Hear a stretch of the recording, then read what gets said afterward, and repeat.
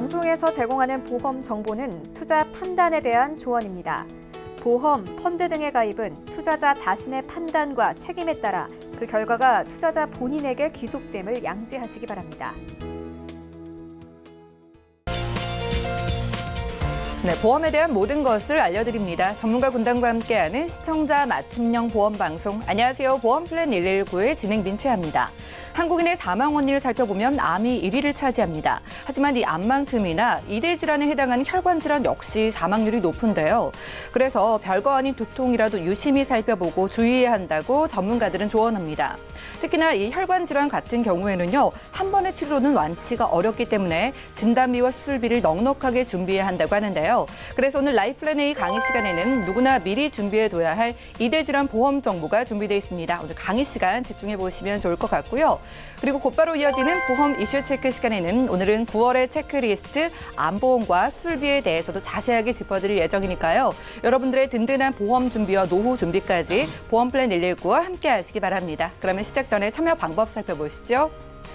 저희 보험플랜 119 여러분들의 보험 고민도 해결해 드리고 있습니다. 보험에 관한 궁금증 있으신 분들은요. 023153-2662번, 끝자리 2662번으로 언제든지 전화 주시고요. 무료 문자 참여도 가능합니다. 013-3366-0110번으로 지금부터 메시지 보내보시기 바랄게요.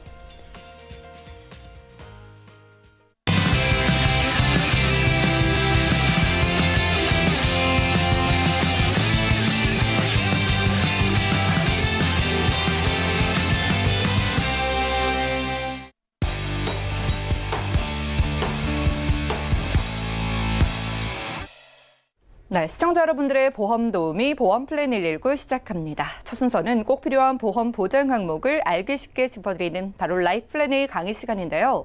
오늘은 사망률이 높은 이대 질환 보험 정보를 전해드립니다. 백주선 전문가님 만나보시죠.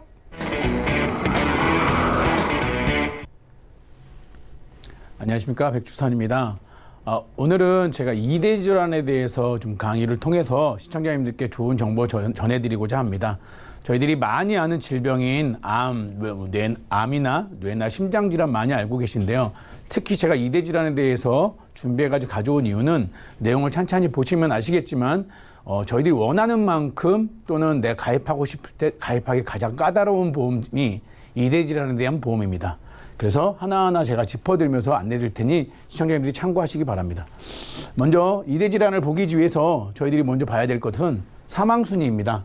대한민국 사망 전체 순위를 10가지로 나눴습니다. 많이 아시겠지만 1위는 암이죠.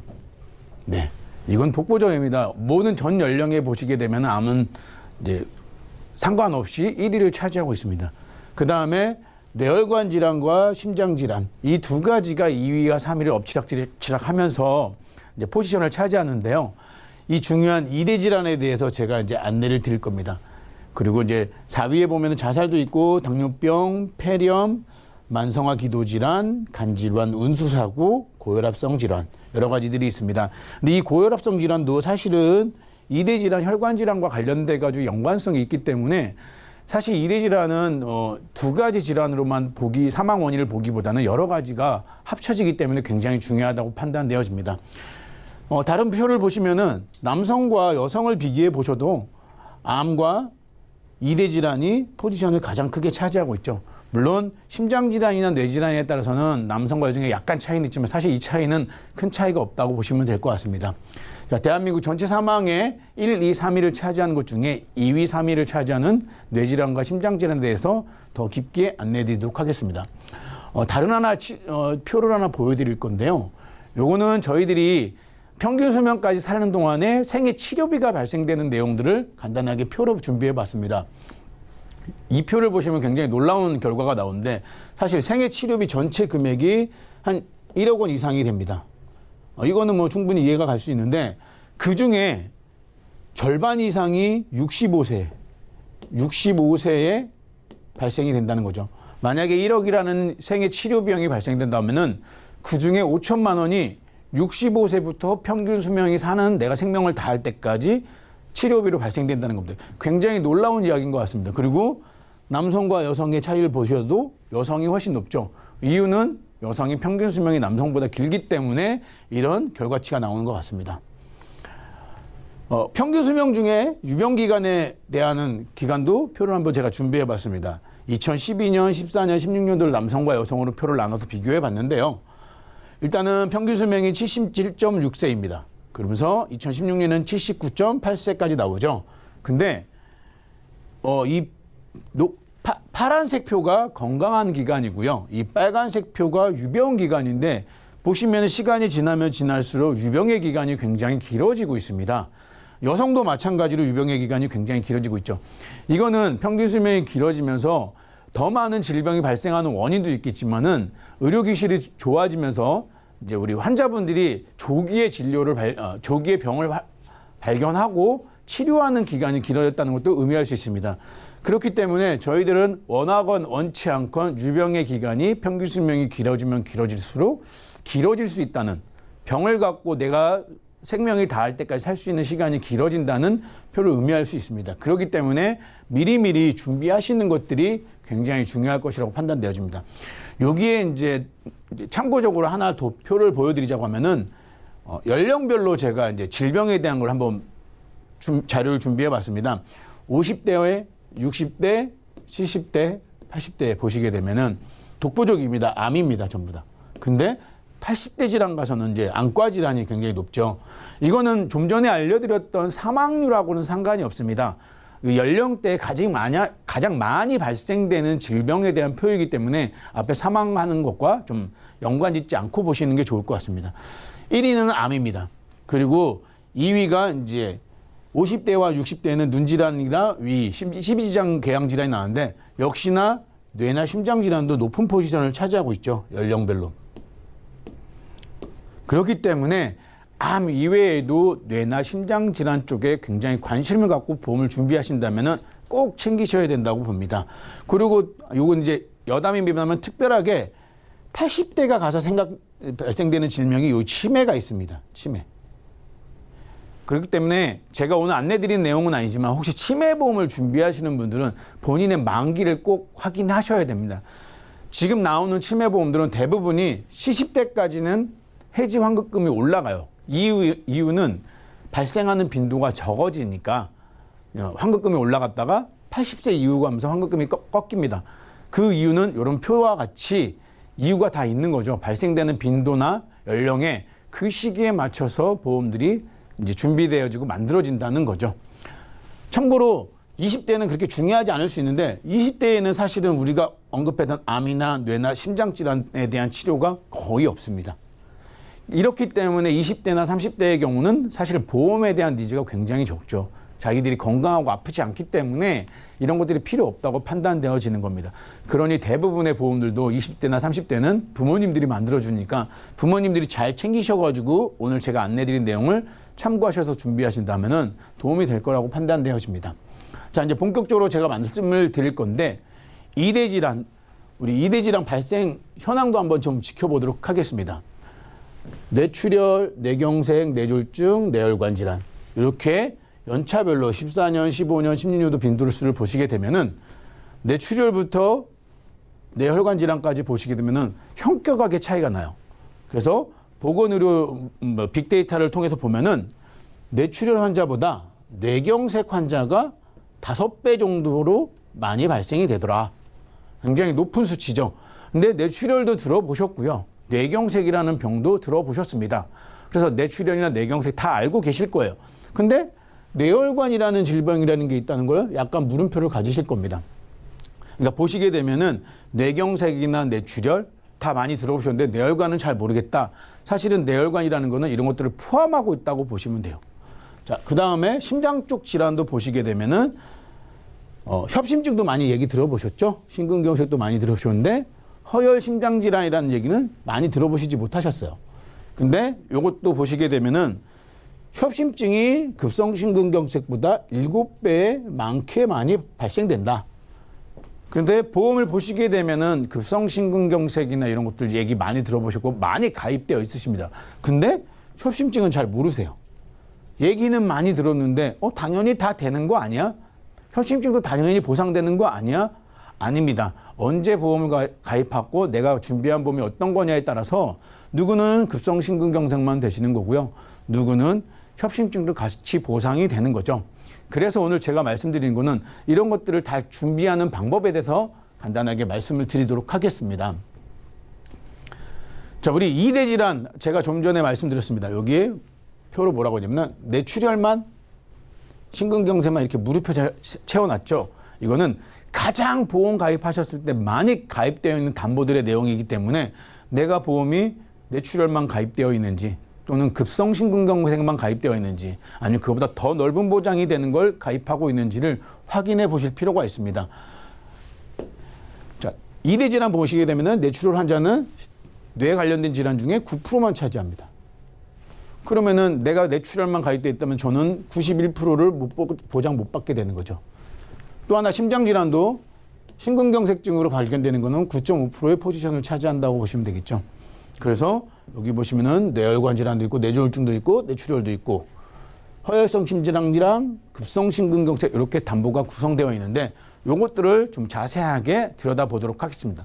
먼저 이거 자세하게 들여다보기 전에 뭐 많이들 아시겠지만 저도 의사는 아니지만 간단하게 설명을 좀 드리자면은 뇌출혈이라는 걸 먼저 한번 예를 들어 볼게요. 이거는 손상된 혈관이 팽창하다가 터지면서 혈액이 뇌에 고이게 되는 겁니다. 터지면서 혈액이 고이면은 뇌출혈이 되겠죠. 근데 뇌경색증이라는 건 터지기 전에 혈전이 혈관을 지나가다가 막히는 거예요. 막혀가지고 터지진 않았지만은 전조 증상이 오면서 발생되는 게 뇌경색이겠죠. 근데 이런 질병들의 원인이 사실은 고혈압도 있고요. 뇌동맥류, 뇌동맥 폐색증이라고 있습니다. 근데 고혈압은 많이 들어보셨을 건데 뇌동맥류나 뇌동맥 폐색증 같은 질병들은 사실은 전조 증상인 거죠. 근데 내가 만약에 뇌동맥류나 뇌동맥 폐색증이라는 진단을 받았다? 내가 뇌출혈만 돼 있고 뇌졸중만 돼 있다. 그럼 사실 보험금 진단이 안 됩니다. 근데 이런 전조 증상이 이 질병에 대한 진단을 받아도 보험금 받을 수 있는 담보들이 있다는 겁니다. 그걸 설명해 드릴 겁니다. 심장질환도 마찬가지로 간단하게 설명을 드리자면은 협심증하고 심근경색을 안내해 드릴 건데요. 심장에 혈액을 공급하는 우리 관상동맥이라는 기관이 있습니다. 여기에 혈관을 공급하는데 이 관상동맥이 심장에 혈액을 공급하는데 좁아지면서 생기는 것들이 혈전이 막혀서 좁아지면서 생기는 게 협심증입니다. 근데 이 혈관이 막히는 거죠. 그래서 혈액이 통과하지 못하는 것을 심근경색이라고 합니다. 그래서 심근경색인 경우에 뭐 관상동맥 우회술이라는 협심증이나 같이 우회해가지고 혈관을 다 쇠로 잇는 그런 수술을 하게 되는 거죠. 그래서 방금 언급된 이런 질병들에 대해서 보상을 잘 받을 수 있는 보험을 준비하시는 것이 유리할 수 있습니다. 그래서 이제부터는 어떻게 준비하는 것이 좋은지 하나하나 짚어드리도록 하겠습니다. 먼저 뇌혈관 질환에 대해서 안내를 드리도록 하겠습니다. 아까쯤에 말씀드린 것처럼 우리 뇌출혈 많이 들어보셨고요. 뇌졸중도 많이 들어보셨고요. 뇌혈관 질환은 들어보신 분도 있겠지만 못 들어보신 분들도 계실 거예요. 그래서 범위를 보게 되면은 뇌혈관과 뇌졸중, 뇌출혈이 있다 하면은 크기를 보면은 얘가 뇌출혈보다는 뇌졸중이 훨씬 범위가 큰 거고요. 뇌졸중보다는 뇌혈관 질환이 범위가 더 큰 거입니다. 그래서 한 22가지에 대한 질병 코드가 여기 있습니다. 사실은 보험회사는 이런 질병 코드에 대한 진단의 내용을 보고서 보험금을 지급하게 됩니다. 그래서 내가 어떤 질병 코드를 받았냐에 따라서 보험금을 받을 수 있느냐 못 받느냐가 결정지어지는데 이 22가지 되는 이 질병 코드 중에 사실은 뇌출혈 코드는 사실 이 3가지밖에 없어요. 그러니 확률이 아까 아침에 언급한 것처럼 9% 정도밖에 되지 않은 거죠. 전체 22가지 중에 두세 가지 중에 질병 코드 중에 뇌출혈 진단 코드는 딱 3가지에 해당되기 때문에 이 3가지 진단 코드를 받아야 내가 보험금을 받을 수 있다? 굉장히 불리하죠. 보험을 준비하시면서 이런 생각 안 해보셨을 겁니다. 근데 이 방송을 보신다면 이거 꼭 챙기셔가지고 내가 이렇게 불리하게 가입했어? 한번 돌아보시기 바랍니다. 뇌졸중이라는 진단 코드는 사실은 전체 질병의 뇌질환의 한 60% 이상의 포지션을 차지하고 있습니다. 근데 뇌졸중이라는 진단 코드로 허용되는 것들이 보시면은 이 6가지죠. 뇌출혈은 이 3가지. 근데 이 뇌졸중은 뇌출혈을 다 포함하기 때문에 범위가 좀 더 큰 거죠. 그리고 한 63% 정도의 진단을 받습니다. 그러니까 100명이 가면은 한 63명 정도가 뇌졸중 진단으로 간다는 거죠. 그리고 뇌출혈은 100명이 가면 한 10명 미만에 되는 분들이 뇌출혈로 진단을 받게 된다는 거죠. 그렇다고 하면은 뇌졸중도 아니고 뇌출혈도 아닌 나머지 진단 코드는 어떻게 하느냐? 예. 뇌혈관 질환이라는 걸로 가입을 하신다고 하면은 내가 이 뇌혈관 질환으로 보험을 가입했다면은 지금 언급된 모든 질병에 대해서도 보상을 받을 수 있는 겁니다. 제가 좀 전에 뇌경색하고 뇌출혈에 대해서 안내를 드리면서 원인이 고혈압이나 뇌동맥 폐색증이나 뇌동맥류라는 질병을 가졌다고 했는데 뇌동맥류나 뇌동맥 폐색증 같이 뇌출혈이나 뇌경색이 발병되기 전에 전조 증상이 발생되는 질병 코드가 사실은 여기 뇌질환에 있는 질병 코드 중에 하나예요. 그렇기 때문에 그 전조 증상에서 제가 만약에 진단을 받았다. 그러면 저는 보험으로 보상을 받을 수 있는 거고 뇌혈관 질환으로 가입하지 않으신 분들이라면은 이 전조 증상이 그 다음 증상으로 넘어간 후에 뇌졸중이나 뇌출혈 진단을 받게 되셔야지만 보험금을 받을 수 있는 거죠. 그러니까 이렇게 많은 진단 코드가 있다는 것도 처음 아셨을 겁니다. 그렇기 때문에 내가 보험을 준비하는 것들을 좀 더 꼼꼼히 챙기신다면은 이런 것들도 다 보상을 받을 수 있겠죠. 다음은 허혈성 심장질환에 대해서 좀 안내를 드리도록 하겠습니다. 허혈성 심장질환 많이 생소하십니다. 근데 심근경색이라는 얘기는 많이 들어보셨어요. 그리고 협심증, 아까 지금 얘기한 것처럼 협심증도 많이 들어보셨습니다. 근데 역시나 이 많은 질병 코드들 중에 급성심근경색과 관련된 코드는 이 3가지예요. 그러니까 전체로 포지션을 보게 되면은 크게 6가지 정도의 질병 코드인데 이 질병 코드들 중에 기타 급성허혈 심장질환이라는 코드에 해당되는 것들이 이렇게 많다는 겁니다. 그렇기 때문에 내가 보험을 어떻게 가입냐에 따라서 협심증이 굉장히 많이 발생되는데 그 협심증 진단을 받아도 보험금을 받을 수 있느냐 아니면 못 받느냐가 결판 지어지는 거죠. 그러니까 굳이 내가 가입한 보험이 이 10%만 해당되는 보험인지 아니면 이 100%를 포상할 수 있는 보험인지를 꼭 판단하셔야 될 거라고 판단되어집니다. 다음은 제가 실제로 상담했던 고객님, 안타까운 고객님에 대한 표를 한번 보여드리도록 하겠습니다. 이분 같은 경우는 저한테 2018년도 3월에 이제 문의를 주셨는데 뇌경색으로 입원을 10일 정도 하셨던 57세 여성분이세요. 근데 굉장히 일찍 준비하셨어요. 지금으로부터 한 11년 전에 보험을 준비하셨거든요. 2008년도 7월에 준비하셨기 때문에 일찍 준비했기 때문에 자기는 보험에 대해서 다 준비가 돼 있다고 판단하셨어요. 그래서 뇌경색으로 진단 받으셨는데 다행히 이 뇌경색이 사실은 요즘에 이제 많이 얘기 들어보면은 어떤 큰 증상으로 오는 게 아니라 감기처럼 오시는 경우가 굉장히 많으시더라고요. 하고 어지러운데 라고 해서 병원에 갔더니 병원에서 뇌경색이다라는 진단을 받으신 거죠. 이 환자분도, 이 고객분도 뇌경색 진단이 그렇게 왔어요. 그래서 어떤 수술 치료도 하지 않으셨고요. 지금 약물 치료도 하지 않으셨습니다. 지금 현재는 생활하시는데 별 지장이 없는데 병원에 가서 뇌경색 진단을 받으셨어요. 진단받는 동안에 이제 여러 가지 검사도 다 해보셨거든요. 근데 다행히 수술하거나 이런 거는 아니셔가지고 10일 만에 퇴원을 하셨는데 근데 퇴원하셔가지고 자기가 가입되어 있는 보험이 있으니 근데 이분이 안타까웠던 건 실손보험은 없으셨어요. 근데 어찌됐건 2008년도에 가입한 이 종신보험이라는 게 있어서 자기는 충분히 될 거라고 판단을 하신 거죠. 근데 내용을 하나 뒤져봤더니 이런 문제가 발생됐습니다. 보험회사에다가 보험금을 접수했더니 지급 대상이 아니라는 답변을 받은 거죠. 왜? 이대질환에 대해서 진단금이 있었습니다. 네, 이대질환이 뇌출혈 또는 급성심근경색으로 가입이 되어 있으셨어요. 근데 이분이 받은 진단 코드는 뇌경색이에요. 당연히 해당이 안 되니 보험금을 못 받으셨죠. 그래서 결국에 이분이 받으신 거는 입원비. 하루에 2만 원씩 나오는 입원비 1, 2, 3일을 빼고 7일치에 대한 입원비를 받으셨습니다. 수술도 안 받으셨기 때문에 수술보험금도 지급되는 게 아니고요. 그나마 진단비라고 생각했는데 나는 일찍 가입했으니 당연히 돼 있을 거라고 생각하셨는데 뇌출혈 딱 뇌출혈만 되는 보험을 갖고 계셨던 거죠.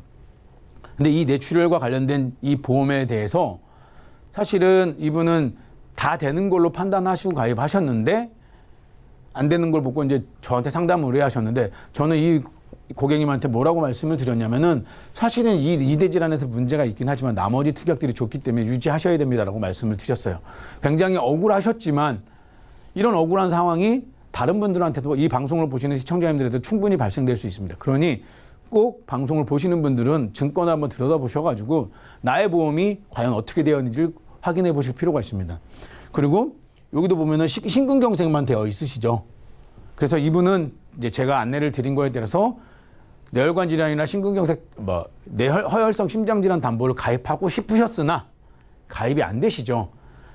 가입이 안 되셔가지고 아무도 준비 못 하시고 일단 이 보험이 나쁘지 않으시니까 유지하시라고는 저는 말씀드리고 추후에 한 시간이 지난 다음에 어느 정도 지난 다음에 문제가 없으실 때 다시 한번 상담을 하자고 말씀드렸습니다. 자, 그러면 제가 이 표랑 보여드리고 증권도 보여드리고 사례도 보여드리면서 얘기했는데 왜 그러면 이대 질환 얘기를 자꾸 꺼내느냐? 우리가 암보험 많이 알고 계세요. 근데 암보험은 가면 갈수록 좋아지는 것 같다는 생각이 듭니다. 유사암도 그렇고요. 일반암 진단비도 그렇고 심지어는 암에 걸리신 분들도 암보험을 가입하실 수가 있어요. 근데 이 이대 질환은 제가 원할 때 원하는 만큼 가입하기가 너무 어렵습니다. 제가 보험 일을 하고 있었지만은 이쪽에 관련된 일을 하고 있지만은 사실 뇌혈관 질환이나 허혈성 심장질환 아까쯤에 보였던 그분이 보험을 가입했던 2008년도에는 사실은 없었을 수도 있는 담보예요. 있었어도 100만 원, 200만 원 정도만 가입될 수 있었던 담보였습니다. 그렇기 때문에 이것을 준비했던 담당자분이 잘못하신 건 아니고 뇌출혈이 아닌 뇌졸중으로만 준비하셨어도 문제가 없었을 텐데 라는 아쉬움이 남아있는 겁니다. 그러니 암보험은 사실은 얼마든지 가입하실 수가 있어요. 근데 뇌혈관 질환이나 허혈성 심장질환 담보는 준비하시기 굉장히 까다롭습니다. 내가 만약에 5천만 원, 6천만 원 가입하고 싶다고 해서 보험회사가 받아주지 않습니다. 보험회사에서 가입할 수 있는 한도도 굉장히 작고요. 혈압약이나 이런 것들 먹고 있으면 무조건 유병자로 보기 때문에 이 일반적인 뇌혈관 질환이나 허혈성 심장질환 가입하기가 어렵습니다. 그러니 꼭 미리 준비하셔야 돼요. 그래서 제가 미리 준비해야 되는 일을 두 가지를 얘기했는데요. 유병자가 가입하기 굉장히 어렵습니다. 저희가 방송에서 보면은 가끔씩 유병자들도 뇌혈관 허혈성 심장질환 가입할 수 있다고 말씀드렸어요. 근데 가입할 수 있다였지 가입하고자 하는 한도만큼 가입할 수는 없습니다. 암은 5천만 원씩 가입하고 싶다 하면 가입하실 수 있어요. 보험료도 그렇게 비싸지 않게 해가지고 할 수 있는데 뇌혈관이나 허혈성 심장질환은 특히나 유병자들한테 허용되지 않습니다. 그래서 제가 알아본 바보다는 뭐 다른 데 또 있을 수도 있습니다만은 제가 이제 알아본 회사들 중에는 일단은 한 군데 회사가 유병자인 경우 65세까지 1,000만 원을 가입시켜줘요. 이거는 특정이나 이런 것들이 아니고 일반 뇌혈관 질환이나 허혈성 심장 질환을 1,000만 원까지 가입시켜줍니다. 그리고 기타 웬만한 회사들은 유병자인 경우는 300만 원, 500만 원 이렇게 가입을 받아줍니다. 그렇기 때문에 미리 준비하셔야 돼요. 그리고 또 두 번째 미리 준비해야 되는 이유는 연령에 따라 가입 한도가 굉장히 작습니다. 그리고 보험료 격차도 커집니다. 이 이야기는 모든 보험사는 아닙니다만 알아보시면 다른 보험사들도 있겠지만 통상적으로 30대부터 보험을 준비한다고 봤을 때 2천만 원 이상 가입을 받아주는 회사가 많지 않으세요. 존재할 수 있지만은 30세 이상부터 2천만 원 이상 가입되는 회사가 그렇게 많은 모든 보험사들이 그렇게 가입 받아주지 않습니다. 그렇기 때문에 미리 준비하셔야 되고 합니다. 그래서 제가 한번 금액을 산정을 한번 해봤는데 한 개 회사만 보고서 산정을 해봤는데 30세가 만약에 2천만 원을 가입했다? 그럼 남성은 뇌혈관 질환 2천만 원, 허혈성 심장 질환 2천, 뇌혈관 수술, 허혈 심장 질환 각각 2천만 원씩 가입한다는 전제로 무해지 환급형으로 20년 나 90세 만기로 제가 해봤을 때 30세는 2천만 원 가입하는데 42,900원 정도 나오고요. 여성은 3만 원 정도 나옵니다. 이거는 최소 보험료가 3만 원이기 때문에 40세는 5만 5천 원 이렇게 보험료 보시게 되면 이렇게 되죠. 근데 보시면은 60세부터는 1,000만 원으로 줄었습니다. 내가 2천만 원 가입하고 싶다고 보험회사가 안 받아줘요. 이 제가 보여드린 표는 건강하신 분들입니다. 유병자가 아니고요. 건강하신 분들도 60세가 넘어가면은 뇌혈관 질환, 허혈성 심장 질환 담보 자체를 2천만 원 안 받아줘요. 그래서 보험료도 굉장히 많이 비싸요. 만약에 50세와 60세 따져보면 거의 2배 가까이 차이 난다고 보실 수 있을 거예요. 이거는 최소 보험료가 3만 원이기 때문에. 그렇기 때문에 뇌혈관이나 허혈성 심장질환은 미리 가입하셔야 됩니다. 물론 상반기에 그 회사별로 한시적으로 한도를 높여놓은 적은 있었습니다. 근데 그건 한시적이었어요. 통상적으로 그 회사들이 다 진단금을 낮췄죠. 근데 여기서 하나 이제 참고하실 거는 혹시 30세 자녀분들의 보험을 준비하실 거다 하면은 요거를 참고하시면 좋을 것 같으세요. 어린이 보험으로 가입하는 게 유리하다고 했는데 어린이 보험으로 가입하는 게 바로 이런 부분에서 유리합니다. 20세 이하가 만약에 성인이 20세 이하의 자녀분을 뇌혈관 질환, 허혈성 심장을 가입하면은 5천만 원까지 인수를 받아줍니다. 역시 아까 처음에 제가 성인 보험으로 30세까지는 2천밖에 안 받아줬는데 이 30세까지 가입하는 분들도 어린이 보험으로 가입하면 3천까지 보험회사가 인수를 해줘요. 그러면 이 진단금이 3천원 들면은 보통 수술 특약도 같이 늘어가거든요. 그러니 이 미리 건강하실 때 내가 가입할 수 있는 한도가 높으실 때 준비하셔야 됩니다. 그리고 여기서 하나 팁을 하나 드리자고 하면은 만약에 진단비가 준비가 안 된다. 그러면은 이 수술 특약을 활용하시는 것도 굉장히 효율적이라고 봅니다. 보험료는 진단비보다는 한 3분의 1 정도의 보험료밖에 책정이 안 되기 때문에 저 혈관 질환이나 허혈성 심장 질환, 뇌혈관 질환의 수술 특약으로 준비하시면은 그래도 좀과 부족한 부분을 채우실 수 있을 거라고 판단되어집니다. 이제 제가 여태까지 말씀드렸던 내용을 간단하게 세 줄로 좀 정리를 해드리도록 하겠습니다. 중요한 거, 보장의 범위가 넓은 뇌혈관과 허혈성 심장 질환으로 가입해라. 뇌출혈 안 됩니다. 심근경색 이것도 하지 마시고 조금 더 보험료가 비싸더라도 허혈성 심장 질환이나 뇌혈관 질환으로 꼭 가입하십시오. 거기에 부족한 부분은 수술 특약을 활용하시는 것도 굉장히 중요하다. 그리고 좀 전에 언급한 것처럼 연령에 따라 가입 한도가 또는 보험료가 굉장히 큰 차이가 발생하니까 일찍 준비하셔야 됩니다. 꼭 일찍 준비하셔가지고 보험 가입하셔야 됩니다.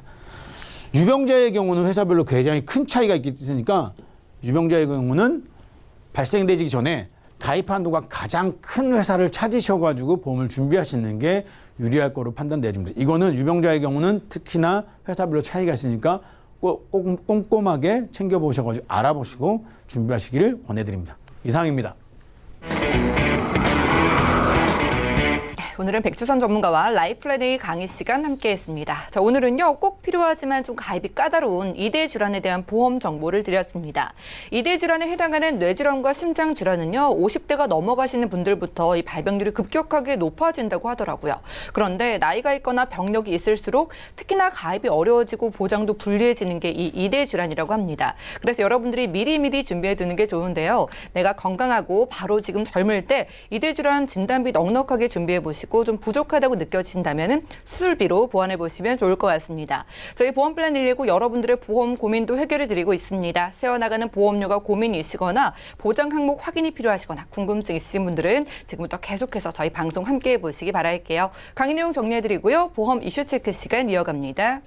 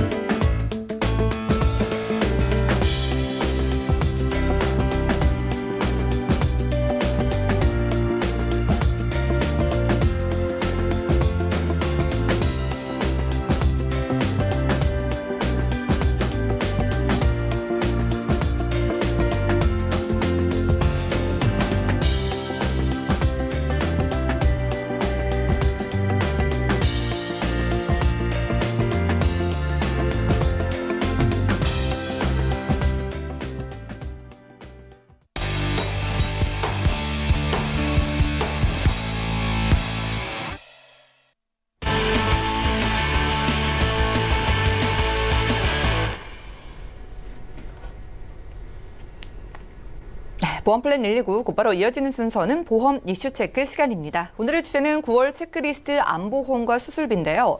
9월의 마지막 주를 맞아서 오늘은 이번 달에 꼭 체크해둬야 할 암보험과 수술비에 대한 정보 김성중 전문가님 모시고 자세하게 알아보겠습니다. 안녕하세요. 예, 안녕하세요. 네, 전문가님 반갑습니다. 최근에 암보험 살펴보니까 굉장히 좀 유리하게 진화하고 있는 것 같고요. 수술비도 좀 변화한 부분이 있던데 어떻게 달라졌을까요? 사실 암보험 같은 경우는 과거에 이제 암보험이 좋다, 뭐 현재 암보험이 좋다 여러 가지 의견들이 있지만 예. 제가 여계보험인 회해보험들 좀 살펴봤는데 회해보험들은 제자리 경계성 종양 그런 간편한 연기암들을 빼고 나서는 그냥 약관상 모든 암으로 이렇게 분류가 되어 있더라고요. 예. 그냥 뭐 코드가 어떠니, 약관이 어떠니, 그건 우리나라 한국어의 뭐 차이도 있을 수가 있겠지만은 외국의 암들은 아직도 그냥 모든 암을 나타내고 있는데 최근 들어 이제 저희가 이제 유사암 얘기 많이 드렸는데, 맞아요. 예, 유사암은 굉장히 좀 외국의 보험보다 더 특이했던 점은 뭐냐면은 일단은 일반암보다 많이 주는 경우도 있고 그리고 각각 지급을 해줍니다. 그리고 면책 기간이 없고 유사암들은 요즘 들어서 굉장히 좀 이슈가 되고 있는데요. 예. 이미 나온 지 몇 달이 안 됐지만 뭐 일부 업계에서는 축소한다는 얘기도 있을 정도로 손해율이 클 것으로 저도 예상을 하고 있는데 유사암 같은 경우 왜 좋으냐면요. 일단 면책 기간이 없어요. 90일이라는 면책 기간이 없고 오늘 들고 건강검진을 받으러 가도 만약에 유사암을 발견되면 진단금을 받을 수가 있는 바로 보장받는 거예요? 그런 좋은 특징이 있거든요. 그렇기 때문에 일단 암보험을 준비하실 때 가장 이제 좀 중요한 것은 그런 유사암이 어느 정도 이제 요즘에 많이 들어가기 때문에 유사암하고 일반암의 보장 범위도 굉장히 중요해요. 특히나 이제 좀 생명보험이나 일부 이제 통신 판매를 하고 있는 보험들은 뭐 생식기암, 소외감, 일반암, 유사암 이렇게 무슨 암이 많긴 하긴 하지만 너무 많이 분류를 해놨어요. 너무 많이. 뭐 나는 이 정도 탈 줄 알고 1억 정도 탈 줄 알고 가입을 했는데 막상 타보니까 암이 걸린 것도 억울해 죽겠는데 한 2천만 원 정도 타고 뭐 예. 이런 경우도 있고 1억을 들었는데 20%뿐이 안 되는 그런 암들이 많이 있었는데요. 일단 암보험은 유사암이 굉장히 좀 많이 진화를 했고 그리고 암보험에도 이제 보면은 요즘에는 이번 최근 이슈가 된 게 이제 암이 아닌 유사암도 아닌 연기암도 아닌 폴립이나 용종 예. 초기 진단비를 받을 수 있는 장점들이 있는 그런 특약들이 생겨났습니다. 예. 암보험에서 용종이 발견됐을 때도 진단비를 받을 수 있다고요? 그렇죠. 암이 되게 암보험은 아니고요. 종합보험 속에 이제 특약으로 들어가긴 하는데 이제 암보험에도 같이 나오겠죠. 아무래도 이제 막 나온 따끈따끈한 그런 담보들 중에 하나인데요. 용종, 선종, 폴립 같은 얘기지만은 그런 진단비를 받을 수 있는 거 그리고 수술비가 굉장히 좀 좋아졌습니다. 예. 수술비 아마 보험 역대급 최초일 것 같은데요. 예. 우리가 과거에 이제 보험을 들 때 생명보험, 손해보험 이렇게 하나씩 들었던 이유는 생명보험의 수술 특약과 손해보험의 수술 특약이 좀 차이가 많이 있었어요. 그러니까 수술 같은 경우는 과거에는 이제 종수술, 생명보험에 종수술로는 포괄적으로 이렇게 쭉 나열을 해놨어요. 시술 또는 수술, 생검 또는 뭐 여러 가지 종류를 해놨는데 손해보험에서 수술 특약이 나온 지는 그렇게 오래되지 않았습니다. 예, 과거에는 뭐 질병 상해 수술 조금뿐이 안 나왔거든요. 10만 원, 뭐 20만 원뿐이.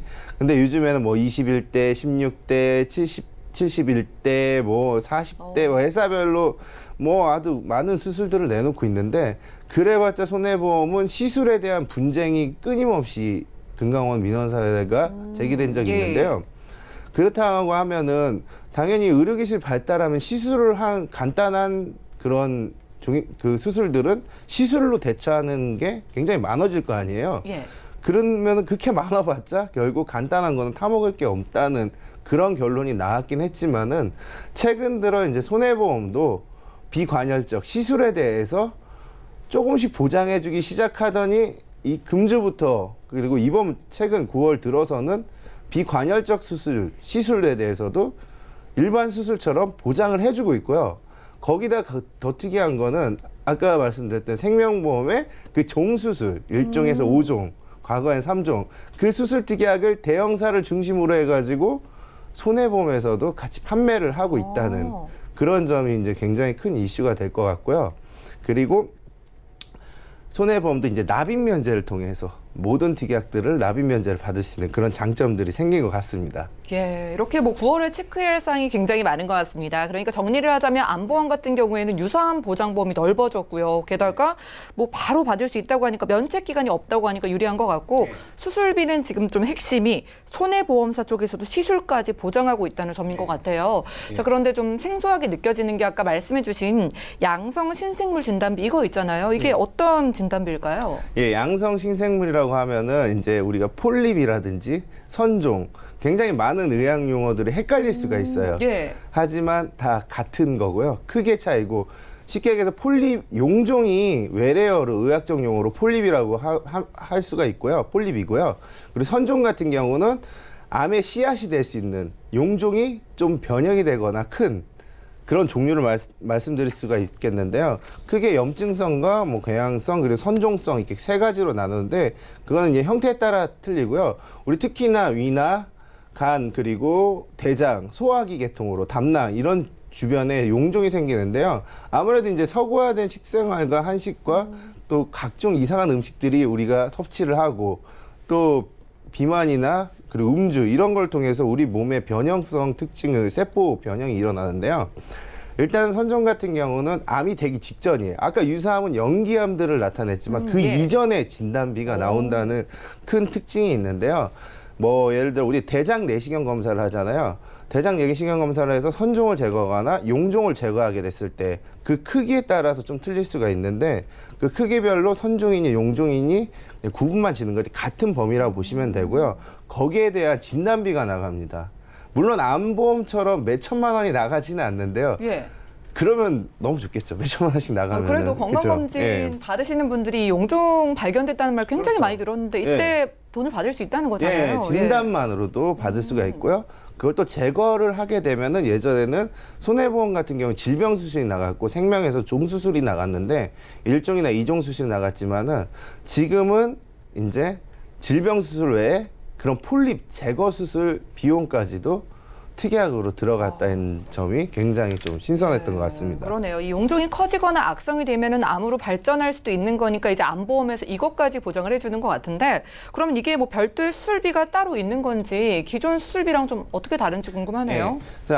전자에서 설명드렸듯이 수술의 종류가 굉장히 많아졌기 때문에 일단 기존의 수술 말고도 이제 추가적인 특약을 통해서 용종을 제거했을 때 진단과 수술을 받을 수가 있고 그리고 아까 말했듯이 우리 아무리 그 16대, 21대, 71대 뭐 각 회사에 종수술이 많다고 하더라도 그 용종을 제거했으면 질병 수술에 분이 해당이 안 됐거든요. 예. 질병수 30을 들어서 30, 50을 들어서 50 거기뿐이 해당이 안 됐지만은 이제 추가적인 용종을 제거했을 때 수술비와 그리고 비관혈적 뭐 40대, 32대 이런 수술 생겨나면서 비관혈적이란 말이 몇 달 전만 해도 없었습니다. 그게 추가가 됐습니다. 최근 들어. 그게 아마 이번 주부터 시작이 되지 않을까 생각이 되는데요. 그런 추가되면서 그런 시술도 그냥 우리가 EMR이라고 하는데 내시경을 통해서 이렇게 내시경 장치로 톡 폴립을 떼어내기만 해도 시술이지만 수술로 일부 인정해주는 회사가 있었지만 이제 새로 들어가는 특약들은 모든 회사가 이제 수술 특약으로 진단을 받을 수가 있을 것 같습니다. 좋네요. 그러니까 용종이 진단 받았을 때 발견했을 때 일단 한번 받고 그다음에 수술을 하더라도 간단하게 시술로만 제거를 하더라도 또다시 한번 좀 받을 수가 있는 것 같습니다. 네.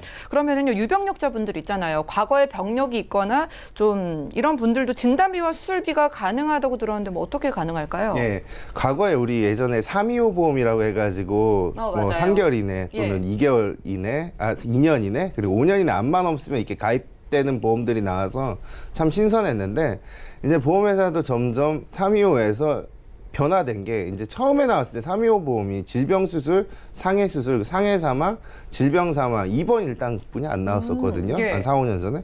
지금은 이제 진단비가 나오기 시작했고 거기에 유사암 또는 뇌혈관, 심혈관까지도 그리고 각종 수술까지도 납입 면제까지도 이렇게 급성장하게 이렇게 반응을 했거든요. 예. 근데 요즘에는 더 하나 또 추가적으로 이슈가 된 게 암보험 같은 경우는 5년 이내 암만 없으면 가입이 가능한 그런 한 가지만 예. 물어보고 직업이나 뭐 이런 것도 전혀 물어보지도 않고요.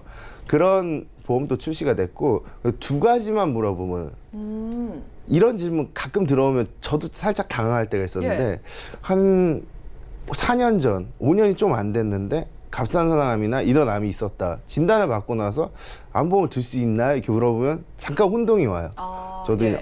5년 전 오후에 걸리는데 안 되는 거 아닌가 이렇게 혼동이 왔었지만은 지금 두 가지만 물어보는 회사도 있습니다. 예.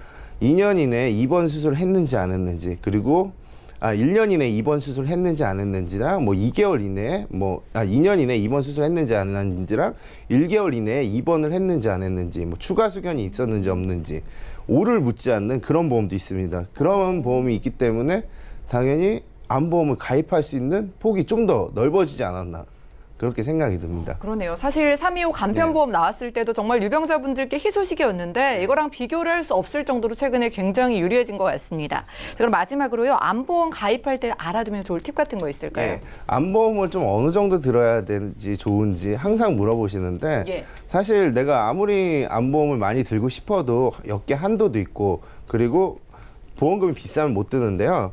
여기서 우리 유병력자 같은 경우는 그 갱신형을 드는 것도 개인적으로 추천을 드립니다. 왜냐하면 유병력자들은 병을 추가적으로 또 걸릴 확률이 굉장히 높고, 그리고 그 보험료에 대한 부담감도 있기 때문에 유병자 보험들은 좀 갱신형을 선택하는 것도 괜찮은 방법이고요.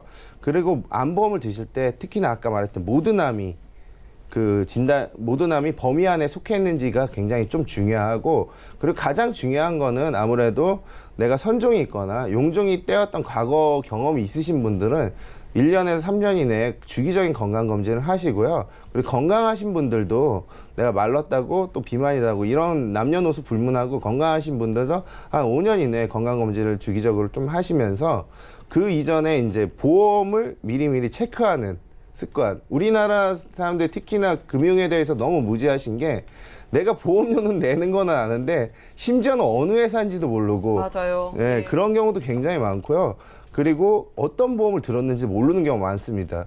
이제부터 그러지 마시고요. 내가 내는 그 돈이잖아요. 자산이기 때문에 반드시 확인을 하시고 꼼꼼하게 체크하는 습관을 가지시는 게 가장 중요할 것 같습니다. 그렇죠. 내 보험을 무엇보다 좀 잘 이해하실 필요가 있겠습니다. 오늘은 보험 이슈 체크 시간에 김성중 전문가님과 함께했는데요. 9월의 체크 리스트 살펴봤습니다.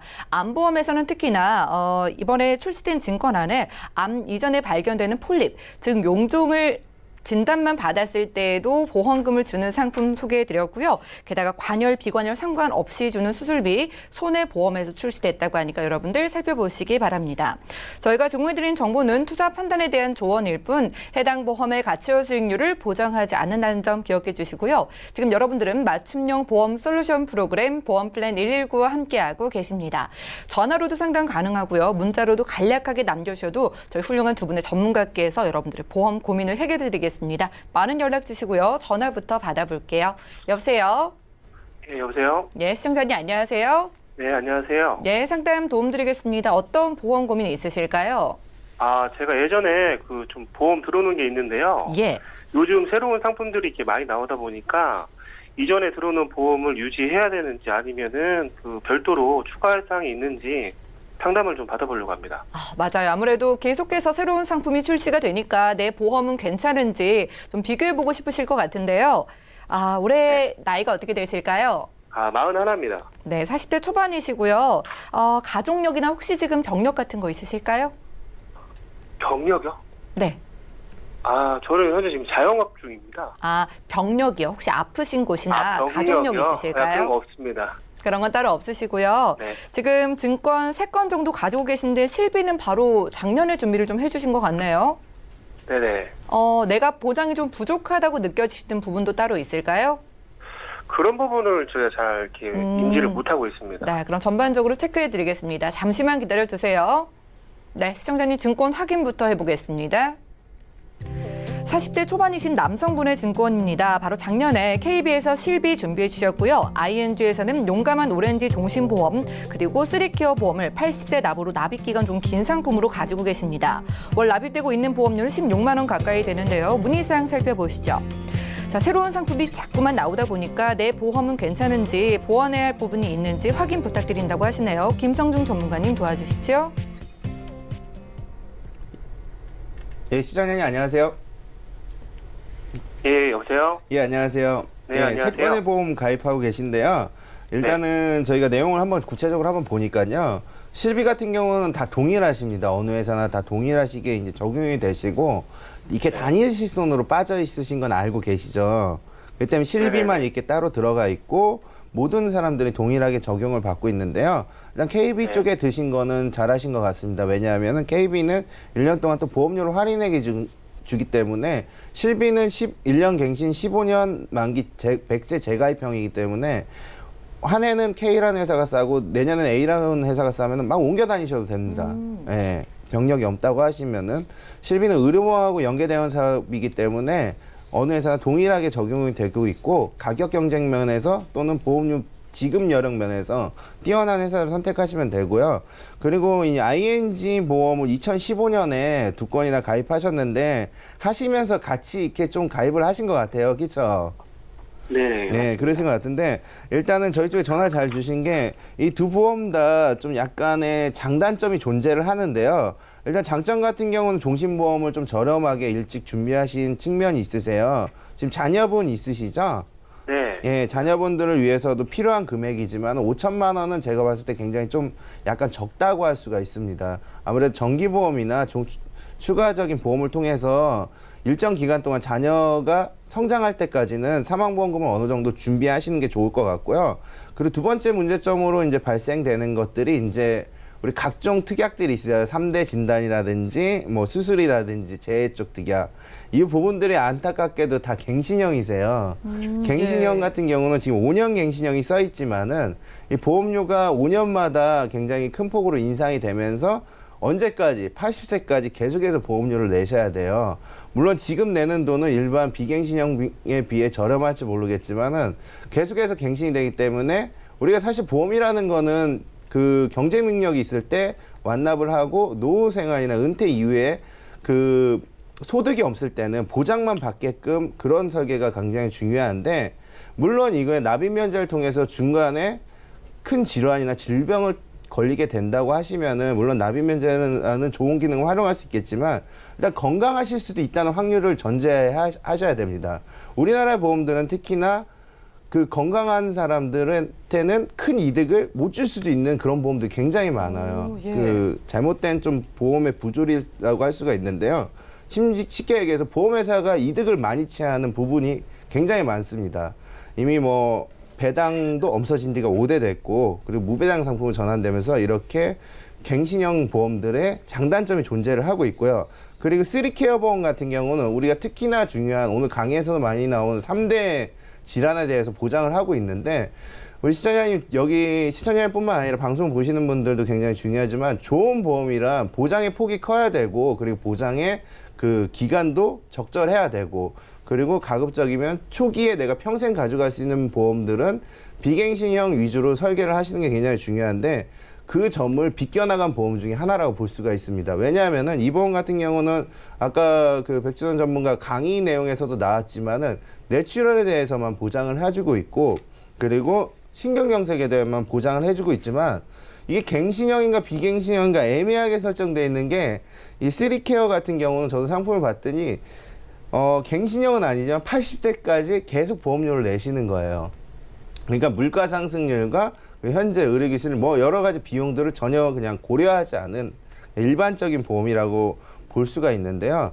일단 시청자 이렇게 하시는 게 좋을 것 같아요. 제가 말했듯이 실손은 좋고 종신도 필요하기 때문에 종신보험 같은 경우는 일단은 특약을 부분 또는 해지를 하시는 게 좋을 것 같아요. 금액을 살펴보시고 암 진단비는 5천만 원, 1,000만 원당 얼마 해서 좀 가져가실 부분은 가져가시고 일부 좀 변경을 하시고 3케어 같은 보험들은 이제 좀 해소를 하신 다음에 정리를 하시고 손해보험에 이제 암 진단비라든가 그리고 아까 말한 뇌혈관, 심혈관, 그리고 유사암, 그리고 후유장애, 그리고 수술 등을 좀 추가를 하셔가지고 좀 준비를 하신다고 하면은 이 보험이 굉장히 좀 예뻐질 수가 있거든요.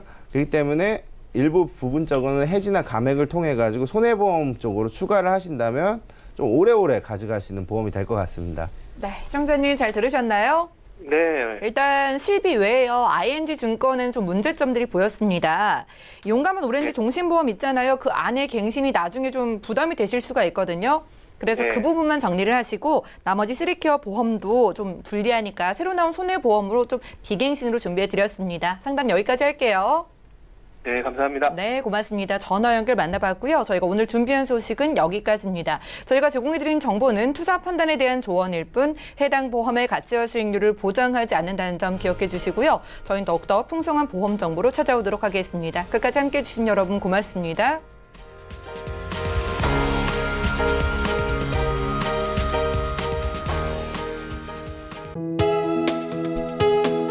본 방송에서 제공하는 보험 정보는 투자 판단에 대한 조언입니다.